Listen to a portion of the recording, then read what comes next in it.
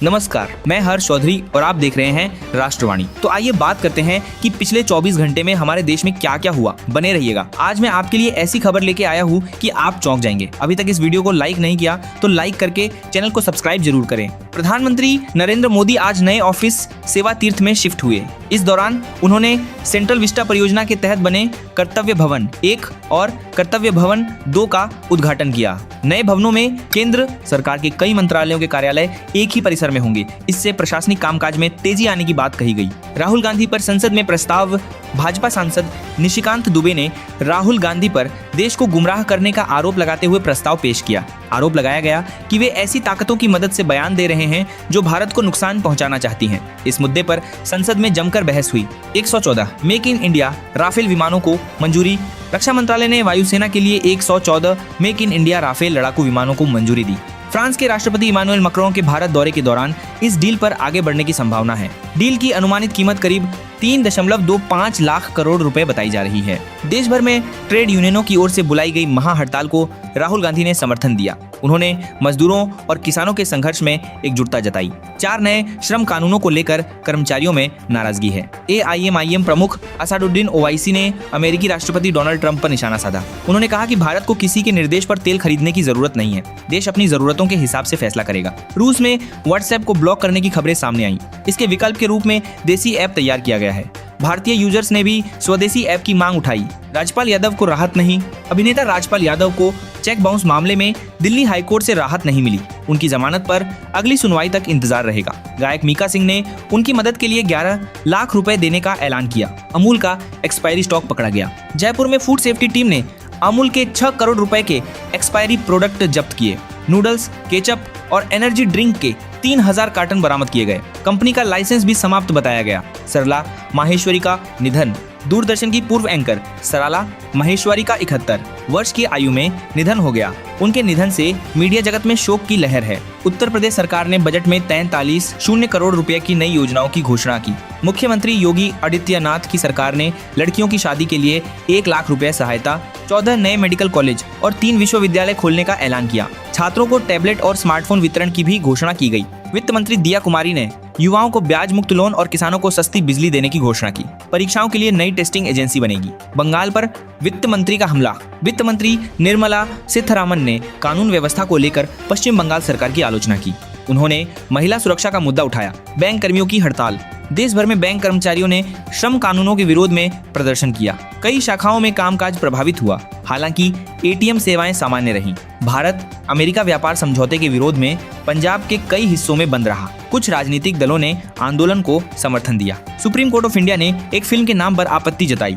Court ने कहा कि किसी वर्ग को अपमानित करने वाला शीर्षक स्वीकार्य नहीं होगा। इलॉन मस्क ने अपनी AI कंपनी XAI की नई योजनाओं का जिक्र किया। उन्होंने सौर ऊर्जा से जुड़े प्रोजेक्ट्स पर काम करने की बात कही। असम में भारत का सबसे लंबा भूकंप रोधी पुल लगभग तैयार है। इससे चीन सीमा से जुड़े इलाकों तक कनेक्टिविटी बेहतर होगी। एक सर्वे में सामने आया कि 9 से 17 वर्ष के 50% बच्चे ऑनलाइन बुलिंग का शिकार हुए। अभिभावकों ने डिजिटल सुरक्षा कानून मजबूत करने की मांग की। पश्चिम रेलवे ने प्रयागराज, झांसी और आगरा के लिए होली स्पेशल ट्रेनें चलाने की घोषणा की। यात्रियों को कंफर्म टिकट मिलने की उम्मीद है। SBI की रिपोर्ट के मुताबिक अमेरिका द्वारा टैरिफ में कटौती से भारतीय निर्यातकों को फायदा होगा। व्यापार 90 अरब डॉलर के पार जा सकता है। पूर्व सेना प्रमुख MM नारावणे की किताब के लीक होने का आरोप लगा।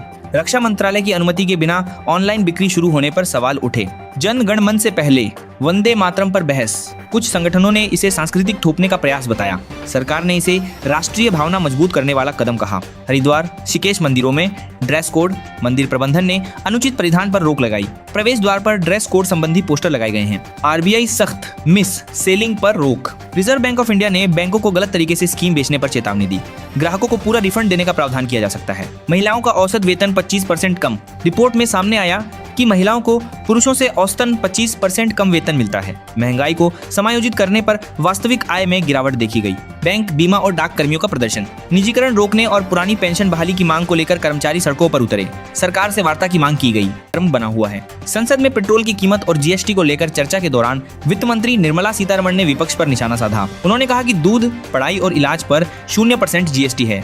अंतिम संस्कार पर टैक्स की बात को पूरी तरह गलत बताया। मंत्री ने कहा कि जनता को भ्रमित करने की कोशिश हो रही है। वंदे मातरम विवाद। जनगण मन से पहले वंदे मातरम गाने को लेकर विवाद खड़ा हो गया है। दल खालसा के नेता ने इसका विरोध करते हुए कहा कि राष्ट्रभक्ति किसी गीत से साबित नहीं होती। उन्होंने इसे एक विचारधारा थोपने की कोशिश बताया। इस बयान के बाद राजनीतिक प्रतिक्रियाएं तेज हो गई हैं। राहुल गांधी का भाषण हटेगा। केंद्र सरकार ने स्पष्ट किया है कि राहुल गांधी के खिलाफ विशेषाधिकार हनन प्रस्ताव नहीं लाया जाएगा। हालांकि उनका विवादित भाषण सदन की कार्यवाही से हटाया जाएगा। भाजपा सांसद ने सदस्यता समाप्त करने के लिए नोटिस दिया है। संसद में इस मुद्दे पर तीखी बहस जारी है। 114 राफेल डील को मंजूरी। सरकार ने 114 राफेल लड़ाकू विमानों की बड़ी रक्षा डील को मंजूरी दे दी है।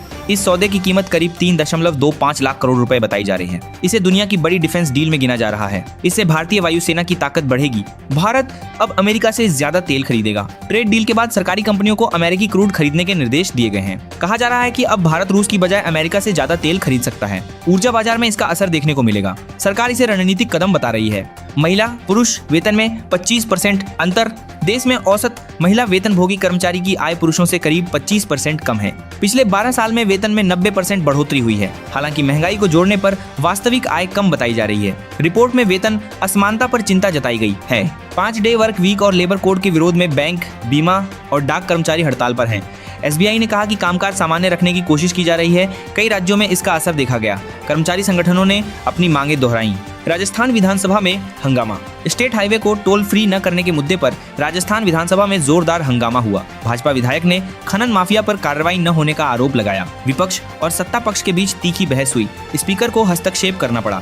भारत बंद का असर छत्तीसगढ़ के कई जिलों में देखा गया। रायगढ़ में खदानें बंद रहीं और कोयला परिवहन ठप रहा। प्रदर्शनकारियों ने नए कानूनों का विरोध किया। उनका कहना है कि इससे मजदूरों के अधिकार कमजोर होंगे। भारतमाला परियोजना के तहत मुआवजा घोटाले में फरार तहसीलदार और नायब तहसीलदार गिरफ्तार किए गए हैं। आरोप है कि एक जमीन को 80 टुकड़ों में बांटकर फर्जी दस्तावेज तैयार किए गए। तय राशि से ज्यादा भुगतान किया गया। करीब 43 करोड़ रुपए का घोटाला बताया जा रहा है। हरियाणा में इस बार 27 दिन का बजट सत्र चलने की उम्मीद है। यह राज्य के इतिहास का सबसे लंबा सत्र हो सकता है। सर्वदलीय बैठक में इस पर मुहर लग सकती है।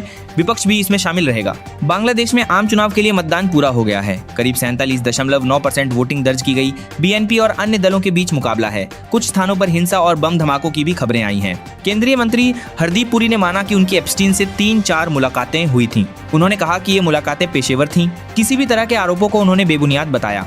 ये मुद्दा संसद में भी उठा था। उत्तराखंड मदरसा शिक्षा बोर्ड के चेयरमैन ने बोर्ड खत्म करने के फैसले का समर्थन किया। उन्होंने कहा कि इससे बच्चों को मुख्य धारा की शिक्षा मिलेगी। CM धामी की नीति को संतुष्टिकरण बताया गया। इसे शिक्षा सुधार की दिशा में कदम कहा गया। छत्तीसगढ़ के पूर्व CM भूपेश बघेल के बेटे चैतन्य ने जेल में प्रताड़ना का आरोप लगाया। उन्होंने कहा कि 170 दिन तक कठिन हालात में रहना पड़ा। खाने, पानी और शौचालय की व्यवस्था खराब थी। मामले ने राजनीतिक रंग ले लिया है। सुप्रीम कोर्ट ने कहा कि वांगचुक के भाषणों में हिंसा के लिए उकसावे का कोई स्पष्ट प्रमाण नहीं है। सरकार ने आरोप लगाया था कि वह लद्दाख को अलग दिशा में ले जाना चाहते हैं। कोर्ट ने अभिव्यक्ति की स्वतंत्रता पर भी टिप्पणी की। मामले की सुनवाई जारी है।